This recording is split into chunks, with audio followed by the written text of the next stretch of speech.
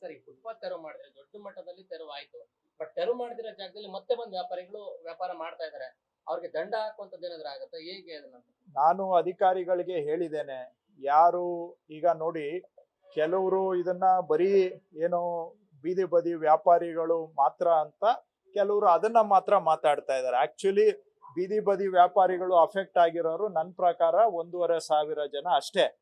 ಆದ್ರೆ 10,000 ಪ್ರಾಪರ್ಟಿಗಳು ಅವ್ರದ್ದು ನಾವು ಅವರು ಮನೆ ಮುಂದ್ಗಡೆ ಎಕ್ಸ್ಟೆನ್ಷನ್ ಮಾಡ್ಕೊಂಡು ಬಂದಿದ್ದನ್ನ ಅಂಗಡಿಗಳು ಕಾಂಪ್ಲೆಕ್ಸ್ ಮುಂದೆ ಅತಿಕ್ರಮಣ ಮಾಡಿ ಫುಟ್ಪಾತ್ ಅನ್ನ ಶೀಟ್ಗಳು ಹಾಕೊಂಡು ಯಾರು ಎನ್ಕ್ರೋಚ್ ಮಾಡಿದ್ರು ಅಂತದ್ನ ತೆರವು ಮಾಡಿದ್ದೇವೆ.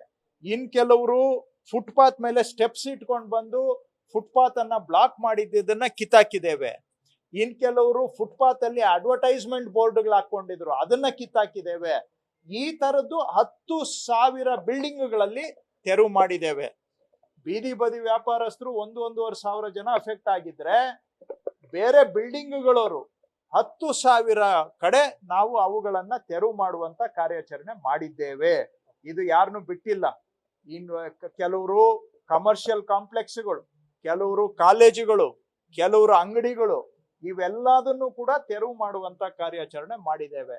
ಅವ್ರು ಯಾರೇ ಆಗ್ಲಿ ವಾಪಸ್ ಬಂದ್ರೆ ಅವ್ರ ಮೇಲೆ ದುಬಾರಿಯಾಗಿ ಫೈನ್ ಅನ್ನ ಹಾಕ್ಬೇಕು ಅಂತ ನಾನು ಅಧಿಕಾರಿಗಳಿಗೆ ಸೂಚನೆ ಕೊಟ್ಟಿದ್ದೇನೆ. ಅದನ್ನ ಅನುಷ್ಠಾನ ಮಾಡುವಂತ ಪ್ರಯತ್ನ ಖಂಡಿತ ಮಾಡ್ತೇವೆ.